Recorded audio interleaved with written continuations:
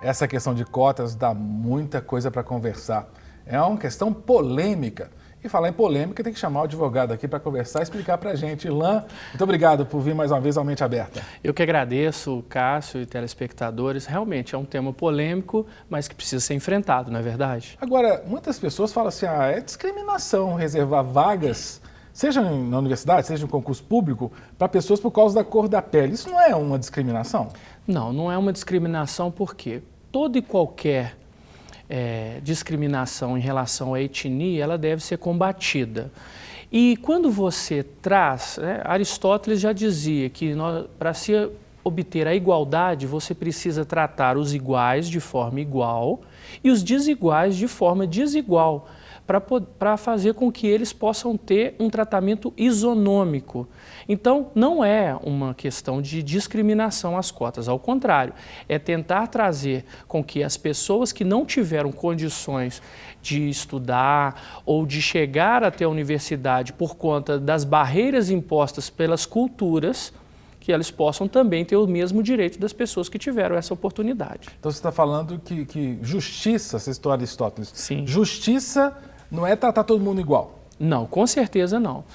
Há uma necessidade, e não somente o Brasil, por exemplo, na questão mesmo do sistema de cotas para negros, nós viemos, por exemplo, depois da abolição da escravatura, começaram uma série de leis para se tentar, por exemplo, compensar esse atraso que a etnia negra teve por conta dessa escravidão que ela passou. Agora, nós tivemos também, por exemplo, não sei se você sabe, na Índia, em 1930, já começou uma lei de cotas para estabelecer uma igualdade, apesar do sistema que eles vivem de casta, né? Nos Estados Unidos, o presidente Kennedy, na década de 60, foi o primeiro que começou a ter um tratamento diferenciado em relação aos negros por conta do histórico de segregação racial que eles já tinham por anos e anos de segregação racial. Então, assim, na verdade, há uma necessidade de um tratamento diferenciado justamente para buscar essa igualdade. Uhum. No Brasil, hoje, existem cotas para vários segmentos. Eu queria que a gente visse agora um vídeo que está até na internet, no YouTube, sobre cotas. Depois a gente comenta um pouquinho sobre isso. Vamos ver esse vídeo.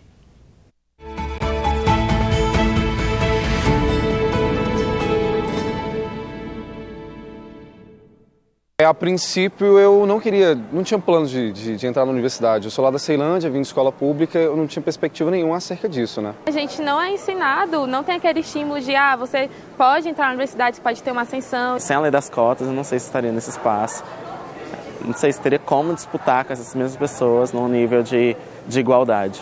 Eu sempre estudei em escola pública, ensino fundamental, ensino médio. E aí, a minha trajetória até chegar na universidade foi assim. Quando eu estava no terceiro ano, abri um polo de extensão da UNB na minha cidade, que é Braslândia. E aí pediram para escolherem 2 alunos que estudavam na minha escola, um do turno matutino e um do vespertino, e me escolheram. E aí foi quando eu comecei a ter muita aproximação com a UNB, etc. E aí eu comecei a me interessar mais para entrar na universidade. Na Ceilândia. Eu fiz meu ensino médio lá aos 3 anos, é um colégio relativamente grande, né? E aí no terceiro ano, mais ou menos, aí eu pensei, eu fui menor aprendiz no Banco Central, e aí foi que eu vi um novo mundo, né? Eu fiz os programas do PAS, não me saí muito bem, mas no vestibular no final, para o início de 2012 eu consegui passar por cotas raciais para ciências sociais. Meus pais não têm curso superior, eu sou o primeiro da família a entrar na Universidade Federal, um tio meu já tinha feito faculdade. A princípio eu não tinha perspectiva nenhuma de entrar aqui, foi por pura sorte, diríamos assim. As cotas, ela me trouxe para uma posição de igualdade para concorrer com quem estava na mesma situação que eu, que são alunos de oriundo de escola pública, alunos pretos e essas coisas todas. E não com pessoas brancas oriundas de escolas particulares de Brasília. A minha posição em relação às cotas é a seguinte: para a gente entender por que a cota existe, a gente tem que ter um histórico, a gente tem que estudar a história, isso é um fato. As cotas, elas não surgiram por acaso, ela é uma política afirmativa, né, que garante o direito de uma porcentagem de alunos negros entrarem na universidade. O panorama, ele mudou em comparação de quando a cota ainda não era implementada. Antigamente, se não me engano, 2% dos alunos se consideravam, eram negros, né? E hoje em dia aumentou para 15%, mas ainda há uma discrepância, pelo que diz nos dados do IBGE, 51% da população se diz negra, entende? Só 15% está dentro da Universidade de Brasília. E nas demais universidades, quem sabe esse número é até menor. É necessário a existência das cotas, mas é óbvio que a gente não quer cota para sempre, porque a gente quer não só a igualdade racial, a gente quer a equidade, porque tem vários índices do IBGE, inclusive, que mostra que a igualdade racial, ela de fato não acaba com o racismo. Vejo essa possibilidade, está disputando ombro a ombro, a gente já tem uma outra perspectiva, né? Quando vem para esse mundo, é uma universidade, é um universo dentro de uma cidade, então é uma coisa muito grande, é muito surreal às vezes, né? Às vezes eu fico olhando assim e falo, gente, aonde eu cheguei? Eu tenho muitos amigos do direito, né? Mas eu falo, gente, não sei se eu estaria aqui, eu fico muito emocionado, assim, às vezes.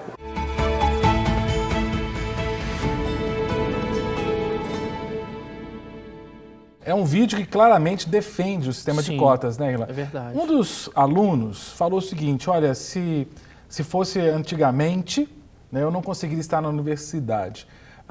No caso ali, ele falou o seguinte, alunos que se declaram negros. Como é que é isso? É autodeclaração? Exatamente. Para que você possa participar do processo seletivo via cotas, você precisa se declarar negro ou pardo. A partir do momento que você se declara, 50% das cotas das universidades federais e também de escolas técnicas federais, elas são destinadas a esse público.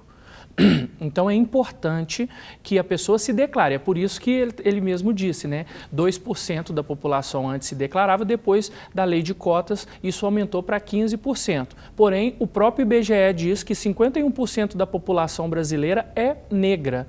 Então, mesmo assim, a gente ainda vê uma certa discrepância, né? E também um outro tópico muito importante que foi falado ali também, e é importante a gente analisar isso também, porque na evolução da legislação brasileira, o crime de racismo começou também a figurar entre os crimes inafiançáveis. E nós estamos vendo situações que pessoas estão se autodeclarando negras e se dizendo vítimas de racismo. Então, é muito importante, sim, essa questão das cotas para que as pessoas realmente possam se autodeclarar e, a partir daí, ter o direito, né? Agora, essa questão de se declarar afrodescendente negro, e até interessante que são na terminologia, um dos rapazes ali falou assim, gente preta.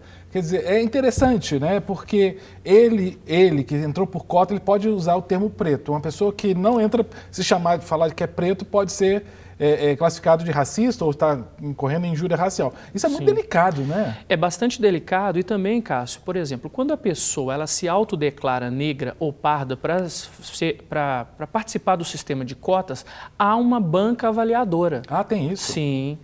Porque não é só porque eu vou declarar que eu sou negro, que eu sou pardo, que eu vou participar do sistema de cotas. Tem toda uma avaliação que não necessariamente é 100% correta, mas que vai se buscar se de fato aquela pessoa ela está realmente se declarando porque ou se ela quer se beneficiar do sistema de cotas. Até porque uma pessoa que participa de um processo seletivo via sistema de cotas, a concorrência é menor do que a pessoa que... Universal. Exatamente. Agora, esses entrevistados ali são da Universidade de Brasília. Tem uma matéria que repercutiu muito. Nós temos 2 capas de revista de circulação nacional que mostra o sistema de cotas. Eu gostaria que a gente visse essa imagem aí. A revista Época, à esquerda, falando do sistema de cotas, está vendo? Lápis brancos, né? E no centro um lápis negro, né? A arte ali mostrando essa diferença. E a da direita, essa matéria da Veja gerou muita polêmica, já tem alguns anos essa capa, mas esses 2 rapazes, eles foram candidatos à Universidade de Brasília. São irmãos gêmeos idênticos. E a manchete está ali, raça não existe. O que acontece? Esses 2 irmãos, os 2 tentaram, um conseguiu entrar por cotas, o outro não.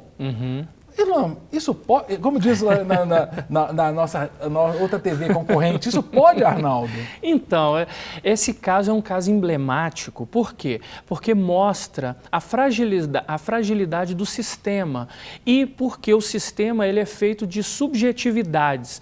Por quê? Se os dois se declaram negros ou pardos, no caso se declararam negros, os dois eles têm que entrar no sistema de cotas. Nesse caso específico, um conseguiu ingressar e o outro, não é que ele não conseguiu ingressar pelo sistema de cotas, é que a avaliação disse que ele era branco. Gêmeo idêntico. Exatamente. Gerou um processo judicial e esse processo judicial o juiz julgou procedente, não para que ele ingressasse no sistema de cotas, mas não para que ele ingressasse na universidade, mas para que ele pudesse sim participar do processo seletivo no sistema de cotas. E aí o futuro é que vai determinar se ele conseguiu entrar ou não. Mas ele entrou na justiça e o juiz decidiu o óbvio, né? Se são gêmeos. E se um pode participar, o outro, por óbvio, tem que participar também. Ilan, vamos ouvir perguntas, né, dos nossos queridos telespectadores. Vamos à primeira pergunta. Vamos lá? Quem traz a pergunta é a Gláucia Fost de Calgary, Canadá. Olha. Né? Pergunta que veio da internet, da Gláucia Fost, lá do Canadá. É uma questão que a incomoda muito. A Gláucia não é negra. Né? Mas ela está incomodada com esse negócio de cota. Ela fala o seguinte: por que um negro tem mais direito de entrar na universidade pública do que eu, né? Ela é branca, se nós dois tivemos, por exemplo, não tivemos a nota necessária no vestibular? Por que no caso aí, um que não teve a nota que desse para entrar no universal, só porque é negro consegue entrar e eu que sou branca não? Para responder essa pergunta, em primeiro lugar, eu queria que nós ponderássemos a seguinte premissa. Vestibular não seleciona os melhores alunos. Vestibular é um sistema onde seleciona as pessoas que têm melhores notas. Então, não necessariamente uma pessoa que não teve uma nota suficiente para o vestibular será um mau profissional, é a primeira coisa.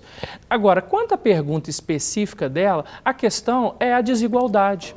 A desigualdade nas oportunidades. Muitas vezes, uma pessoa branca, eu não sei a situação dessa pessoa que mandou a pergunta, mas ela teve a oportunidade de estudar numa escola particular, ela teve bons professores, enquanto, infelizmente, no nosso país, a gente vê que os negros, eles ficam à margem da sociedade, com escolas não muito boas e com situações que depois, na hora de fazer um processo seletivo, eles não têm condições. Eles saem em prejuízo. Com certeza. Então, aí a próxima pergunta toca nesse assunto. Vamos ver a próxima pergunta. Por que branco, pobre, sem condição, então não tem cota? É o Léo Aranha, de Salvador, Bahia. Então, Léo, uma resposta muito interessante para isso é que existem também as cotas sociais, não são somente cotas raciais. Então, se a pessoa declara, aí tem todo um estudo, um levantamento que é feito para verificar se de fato essa pessoa, ela teve menos oportunidades durante a vida e por isso ela é pobre. O pessoal brinca, né? Tem que ter atestado de pobreza. É como se fosse, né? Na justiça precisa. Mas é engraçado porque, por exemplo, o ProUni, você tem que ter uma renda máxima, né? Você tem que ter um teto de renda. São os critérios. Existem critérios objetivos e critérios subjetivos. Esses critérios precisam nortear, porque se abre demais, aí não alcança o fim pretendido. O objetivo das cotas é justamente dar oportunidades às pessoas que jamais teriam oportunidades. Eu não sei se você conhece, por exemplo, Cássio, a experiência de Bogotá e de Medellín, na Colômbia. Não. São cidades que saíram do caos e se transformaram em referências mundiais. Por quê? Porque a lógica foi invertida. Ao invés de colocar investimentos nas áreas ricas, essas cidades começaram a investir nas áreas pobres. E o principal investimento nas áreas pobres eram as bibliotecas públicas, que na verdade eram centros de convivência, onde as pessoas tinham oportunidade de estar ali, conversar, discutir, debater, uma valorização da educação, oportunidades maiores para a educação. Então, na Colômbia, por exemplo, não existe esse sistema de cotas, mas existe sim um investimento maciço nas áreas mais degradadas, para que aquelas pessoas tenham oportunidades iguais ou até melhores no futuro, o que o sistema de cotas visa aqui no Brasil. Propiciar acesso, né? Sim. Vamos mais uma pergunta, Irlan? Vamos lá. Se uma negra, a boa pergunta é essa do Renato Domingues do Rio, olha que interessante. Se uma negra se casa com um branco e tem um filho branco e outro pardo, os dois filhos terão igualdade de investimento? Seria justo o filho que se esforçou mais e conseguiu melhor aproveitamento perder a vaga para o irmão, só porque o irmão puxa a cor de pele da mãe? Quer dizer, é um casal, né? Interracial. Isso. Né? Uma negra casado com uma pessoa, um homem branco. E nasceu um filho branco e o outro pardo, né? Mais perto da cor da mãe. Será que é certo, então, o filho que tem a cor da pele mais próxima da mãe ganhar a vaga em detrimento do irmão só porque o irmão é branco? Veja bem, Cássio, numa situação como essa, para você participar do sistema de cotas, você precisa se declarar negro ou pardo. O próprio branco poderia se declarar Exatamente. Negro. Por quê? Porque se ele tem uma mãe negra, dentro dos critérios objetivos e subjetivos da lei, ele poderia se enquadrar. Então, essa situação, nós estamos imaginando que um faria a prova no sistema universal e o outro no sistema de cotas. Porém, esse que fez no sistema universal poderia fazer dentro do sistema de cotas sem problema nenhum. Ele pode se declarar negro. Pode. E aí, até como o próprio irmão, porque tem uma cor de pele um pouco mais escura que a sua, ele conseguiria. Porque são filhos dos mesmos pais, né? Perfeito. Então não teria problema. Algo interessante também, Cássio, é que no Brasil, durante muito tempo, buscou-se o judiciário para se declarar a lei de cotas como inconstitucional. Mas em 2012, o Supremo colocou uma pá de cal nisso e decidiu que a lei de cotas é constitucional.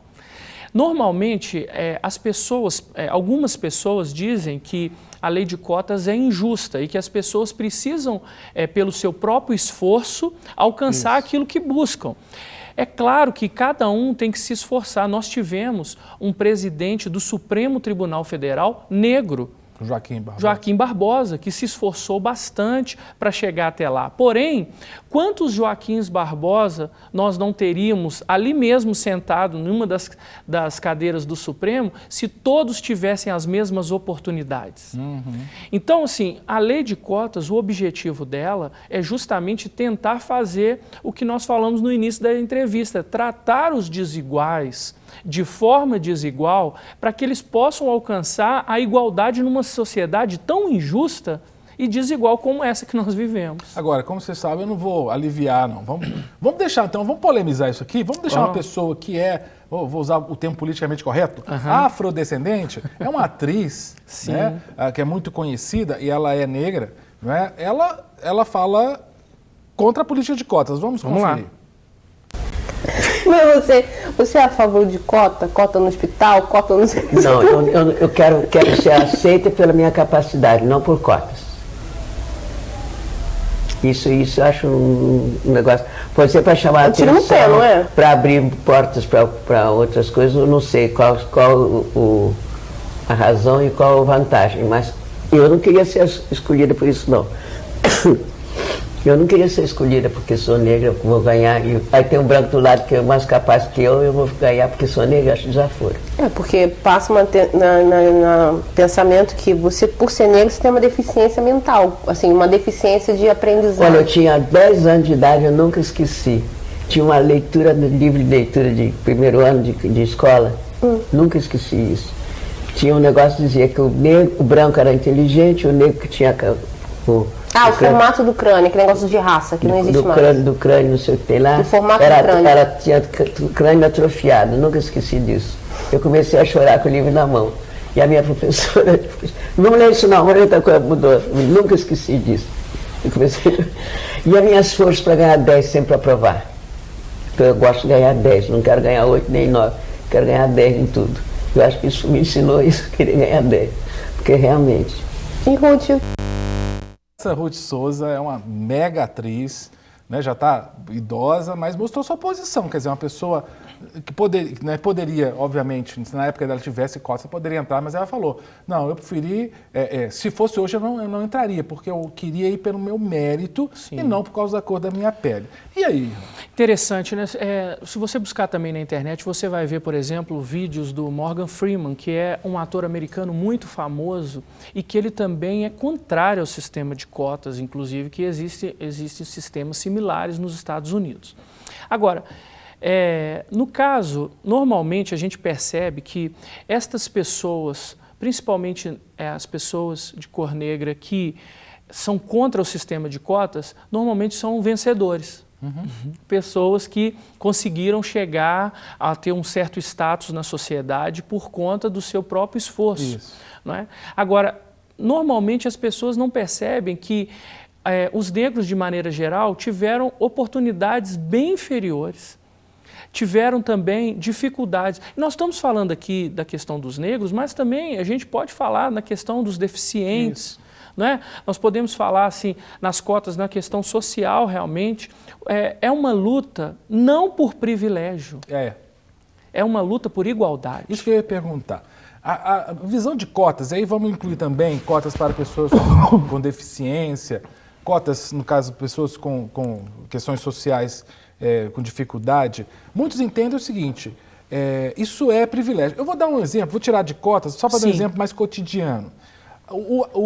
Em Belo Horizonte, não sei na sua cidade, mas em Belo Horizonte, o transporte coletivo, o ônibus, a cadeira que é amarela é para pessoas idosas ou pessoas com deficiência, alguma coisa assim.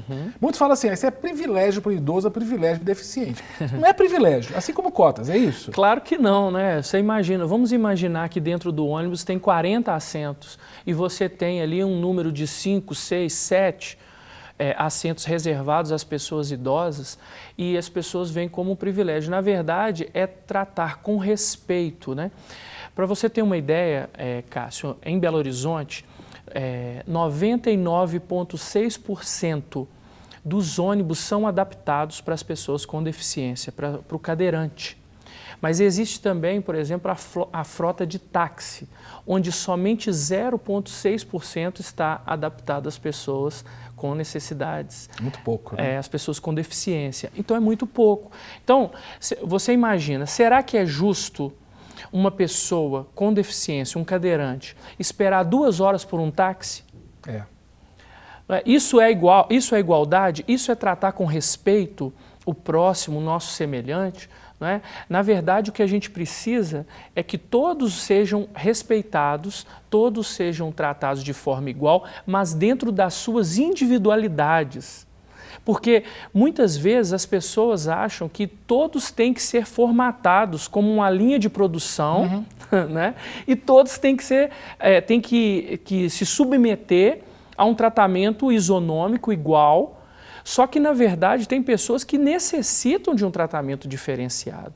E nós não podemos torcer o nariz para isso. Ao contrário, mesmo porque, na questão das cotas raciais, não. Mas na questão, por exemplo, das cotas em relação às pessoas com deficiência, qualquer um de nós pode se inserir nessa cota. Basta que sofra um acidente, aconteça algum problema. Então, não é uma lei que visa dar privilégio, é uma lei que visa dar igualdade às pessoas. Irlan, na reta final do nosso papo aqui, eu quero agora que esqueça um pouquinho o Irlan advogado, vamos ao Irlan pastor. Sim. A igreja cristã evangélica, ela está preparada para receber essa pessoa diferente? Seja, no caso aí, essa população que desde o século XIX veio da escravidão, sem condições de acesso à sociedade. Quer dizer, a igreja evangélica, porque nos Estados Unidos você tem a igreja branca e a igreja negra. A igreja brasileira é uma igreja miscigenada e a igreja brasileira está preparada para receber também a pessoa com deficiência? Então, Cássio, é uma boa pergunta, porque eu creio que o Brasil tem evoluído nessa área. Eu creio que as igrejas estão evoluindo sim, evoluindo no sentido do respeito, no sentido de um tratamento mais igualitário e humano. Porém, existe sempre um preconceito velado. Por quê? Porque, em regra, cada um de nós é individualista. E quando algo me atinge, eu começo a querer achar algum ponto naquela pessoa que seja contrário à igualdade para que eu possa apontar. Então, ela está levando vantagem por causa disso. Mas, assim, de maneira geral, nós vemos assim que as nossas igrejas do Brasil, e aí não tem nem comparação com as igrejas americanas, porque, como você disse, lá existem os guetos. Aqui a gente não vê isso na questão de guetos. Existe sim. Aí a gente pode falar da igualdade econômica. Igrejas onde você vê que a questão do perfil social econômico, o status social, você tem mais pessoas de um nível e aí você não tem pessoas que têm uma baixa renda, por exemplo. Isso realmente me preocupa muito mais, inclusive, do que a questão racial. Porque você começa a criar igrejas elitizadas, onde você percebe que as pessoas são valorizadas por aquilo que ela oferece para a igreja. E como pastor, com certeza você já usou 1 Coríntios 11, quando a gente fala de ceia, né?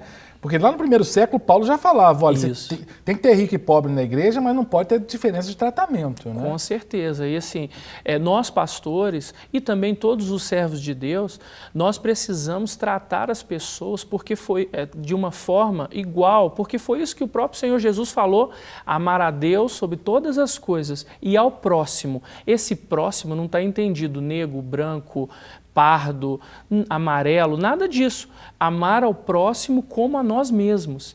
Esse é o objetivo do Evangelho, né? Esse é o cerne do Evangelho, amar as pessoas. Então, eu creio sim que a lei de cotas, que nós já temos aí 14 anos dessa lei, é uma lei... cotas para deficientes? Não, a lei de cotas das universidades. Nas universidades. A outra tem 25. A outra nós já estamos completando 25 anos, né? Da lei de cotas e é até um tema relevante para no futuro a gente poder tratar. Por quê? Porque é um tema onde 25 anos da lei de cotas, ou seja, de inserir a pessoa com deficiência no mercado de trabalho. Está funcionando? Isso é para um outro programa. É isso aí. Elana, para terminar, uma pergunta, vou te apertar aqui agora. Vamos lá. Na política, por exemplo, você é favorável à cota? Que existe cota hoje para mulher, por exemplo. Você é favorável a isso? Você acredita que isso é, na verdade, isso é um mito? Nós temos a questão do gênero, né? Por exemplo, quando você estabelece uma cota de políticos para concorrer a um cargo eletivo, você tem um percentual que é 30% de gênero. E não cotas de 30% para mulheres. Ih, o negócio vai ficar complicado. Entendeu? Então, se eu me declaro mulher, eu posso entrar, então? Pois é, aí você vai ter que provar. Elana, segura. Vamos segurar para o próximo programa, não vai dar tempo de discutir isso não. Boa pauta, mas viu? É isso aí. Produção, anota essa pauta aqui. Boa questão. Não Elana, obrigado. Grande abraço. Foi muito bom, espero poder contar com você em mais programas aí. Com certeza. Para receber todas as novidades do canal, inscreva-se e se curtir o vídeo, clique em gostei. Aproveite para acompanhar a Rede Super nas redes sociais.